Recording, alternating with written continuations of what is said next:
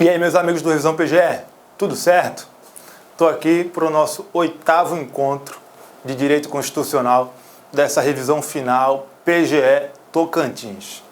Vamos lá, sem mais delongas, para uma revisão sobre imunidades parlamentares. Esse é um tema que é sempre cobrado em prova, tá? Tudo que a gente vê aqui é sempre cobrado em prova, essa é a verdade. Mas aqui há algumas questões decididas pela jurisprudência que são muito relevantes e estão na pauta do dia. Tá? Vamos lá. Então, imunidade material de parlamentar. Como é que funciona? O parlamentar é inviolável por opiniões, palavras e votos, certo? Qual é a natureza dessa imunidade? Segundo o Supremo Tribunal Federal, é de exclusão da tipicidade. Tá? E o que requer para se aplicar essa imunidade aí? Tem que haver nexo funcional, ou seja, a opinião, palavra ou voto tem que ter nexo com o exercício do mandato parlamentar. Esse nexo ele é absolutamente presumido se a opinião, palavra ou voto é proferido no âmbito do Congresso Nacional. Fora dele, ele também é presumido, mas apenas de forma relativa, ou seja, ele pode ser afastado por uma prova em sentido contrário, tá certo? Quanto à imunidade que diz respeito à prisão, imunidade formal relativa à prisão. Como é que funciona essa imunidade? É o seguinte, desde a expedição do diploma, o parlamentar não pode sofrer prisão de caráter provisório, tá? Exceto se for uma prisão em flagrante de crime inafiançável, tá bom? Essa é o regime previsto na Constituição. Se for uma prisão que decorre de condenação criminal com trânsito julgado, aí o parlamentar pode sofrer essa prisão sem problema, tá? Essa imunidade não abrange a prisão com trânsito em julgado. Assim como no caso do presidente da República, que também não sobrevive a uma condenação transitada em julgado. Tá certo? Quanto à perda do mandato parlamentar decorrente de condenação criminal, como é que funciona? É o seguinte, a regra, segundo o Supremo Tribunal Federal, é que a condenação criminal com trânsito julgado não acarreta automaticamente a perda do mandato parlamentar. Agora, e aí vem a exceção, se essa condenação exigir mais de 120 dias de cumprimento de pena em regime fechado, aí a perda do cargo, a perda do mandato parlamentar é uma decorrência lógica e automática dessa condenação. Por quê? Porque nesse caso, o parlamentar que fica 120 dias em regime fechado, ele se ausenta da terça parte das sessões daquela sessão legislativa. E isso é causa de declaração da perda do mandato, conforme prevê a Constituição. Vamos dar uma olhadinha aqui, que eu trouxe os dispositivos para a gente analisar junto aqui. Olha só, o artigo 55, ele fala o seguinte, perderá o mandato o deputado ou senador cujo procedimento for declarado incompatível com o decoro parlamentar. Isso aqui segura aqui, que depois eu volto e explico para vocês, tá? Mas é relevante aqui para o caso Natan Donadon. Também perde o mandato o deputado que deixar de comparecer em cada sessão legislativa a terça parte das sessões ordinárias da casa a qual pertencer, salvo licença ou omissão por esta autorizada. Isso aqui é o caso do parlamentar que é condenado a mais de 120 dias em regime fechado. Tá? Ele perde o mandato.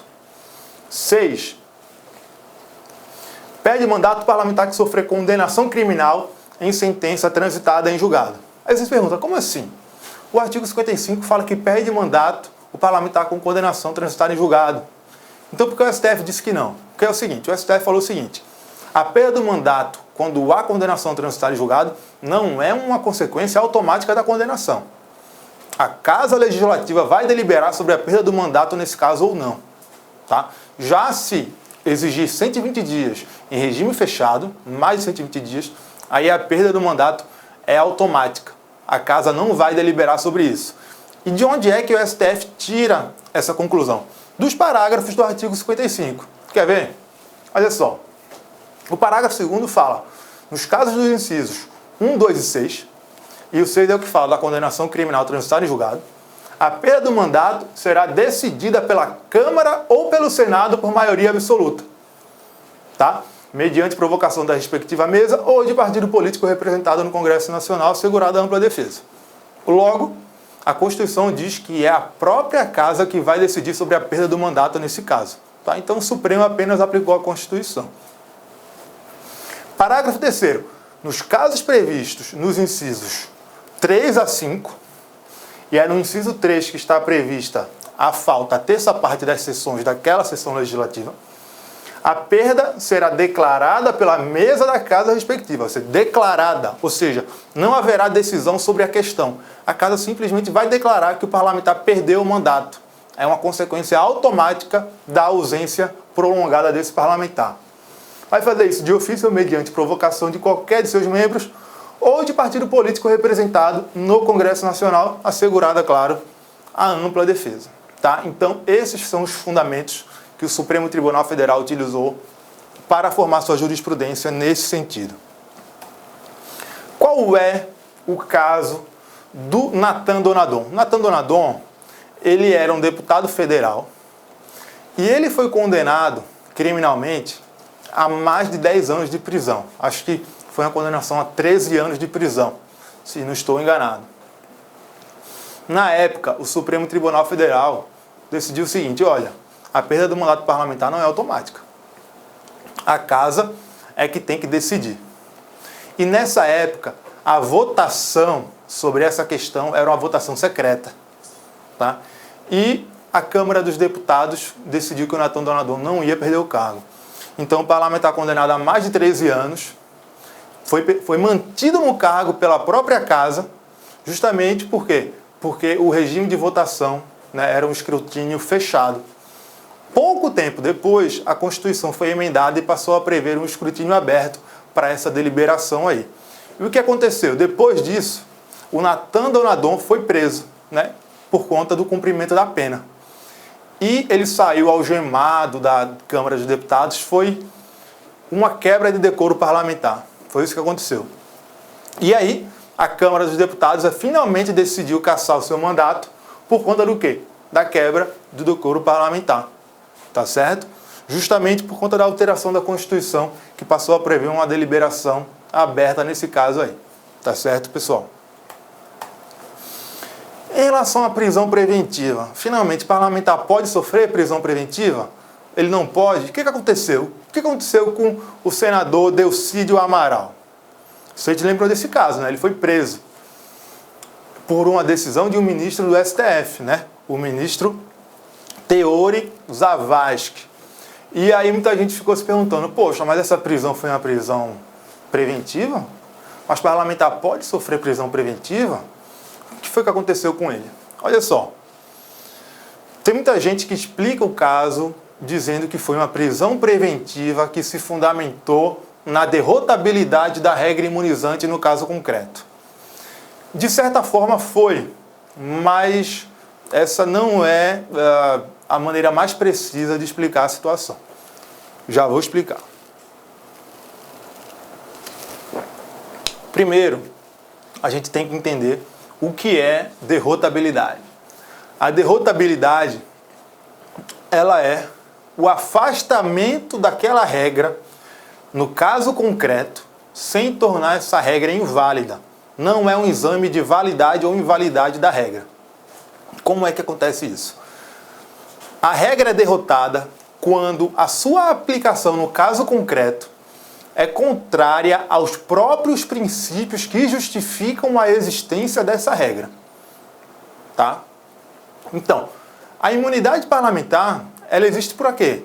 Para que o parlamentar exerça as suas atribuições de forma livre, de acordo com sua própria consciência político-partidária.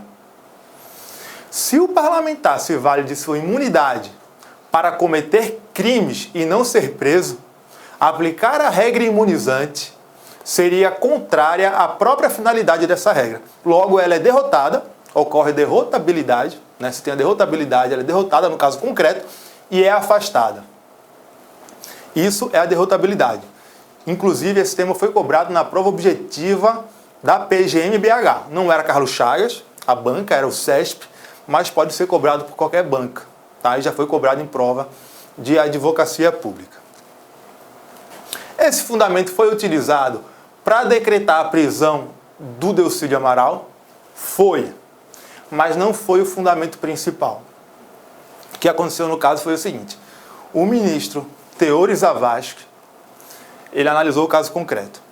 Qual era o delito que estava sendo cometido? Era o delito de organização criminosa, que é um crime permanente.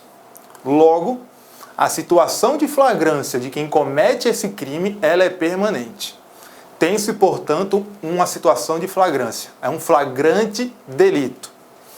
E ele foi além.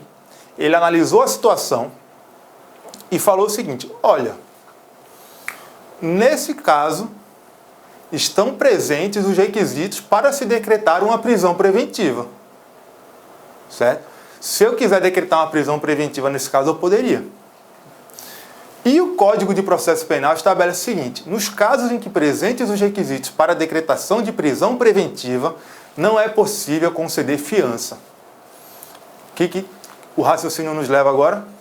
A conclusão é que estávamos diante de um flagrante de crime inafiançável. Tá? Esse foi o raciocínio construído pelo ministro Teori Zavascki no caso do Delcídio Amaral. Se era um crime inafiançável e era flagrante, ele podia ser preso, porque a própria Constituição permite. Tá? Agora, para reforçar a sua decisão, ele invocou um precedente envolvendo a Assembleia Legislativa de Rondônia, relatado pela ministra Carmen Lúcia, no qual ela, naquele caso, fundamentou a prisão de vários parlamentares estaduais, o afastamento da imunidade deles, com base na derrotabilidade. Porque era uma situação em que toda a Assembleia do Estado de Rondônia estava envolvida em atividade criminosa. Então apenas um parlamentar não estava, eu não lembro direito, mas era praticamente a Assembleia inteira. E ela falou: olha só, nesse caso aqui não se justifica aplicar a imunidade. A aplicação da imunidade é contrária à própria finalidade dela. Então vou afastar. Então o ministro Teori usou esse precedente para reforçar a fundamentação de sua decisão. Mas a verdade é que ele enxergou, no caso, um flagrante de crime inafiançável. Tanto é assim que no final de sua decisão, vocês podem consultar no site do Supremo, no final da decisão ele remete os autos para o Senado Federal para decidir sobre a prisão do parlamentar. Da mesma forma que a Constituição estabelece para o caso de prisão em flagrante inafiançável de parlamentar. A Constituição fala: quando o parlamentar é preso em flagrante inafiançável, no prazo de 24 horas, os autos devem ser remetidos à casa para que decida sobre a prisão. Né? Então, o Supremo Tribunal Federal, o ministro Teori Zavascki, ele adotou o mesmo rito que a Constituição impõe para a prisão de parlamentar por crime em flagrante, no caso de crime inafiançável. Tá bom? Então, a explicação é essa, pessoal. Quanto aos parlamentares estaduais e municipais, eles têm imunidade? Não têm? Parlamentar estadual, ele tem o mesmo regime de imunidade dos parlamentares federais. Tá? Isso está previsto no artigo 27, parágrafo 1º da Constituição. Agora, o municipal, parlamentar municipal, ele tem apenas imunidade material e ela é limitada à circunscrição do município respectivo. Tá? Inclusive, um caso em relação a parlamentar municipal, o Supremo Tribunal Federal aplicou essa imunidade material também no campo da responsabilidade civil. Foi um caso de 2 vereadores do município de São Paulo que trocaram ofensas em uma sessão da Câmara e isso gerou a judicialização do caso. Tá? E o Supremo entendeu que se aplica aí a imunidade e não haveria responsabilidade civil do parlamentar que proferiu as ofensas. Questão importantíssima para o estado do Tocantins. Por quê? Porque envolve um precedente paradigmático do STJ, oriundo do estado de Tocantins, e que teve sua tese rejeitada pelo Supremo Tribunal Federal, e que, além disso, já foi objeto de prova.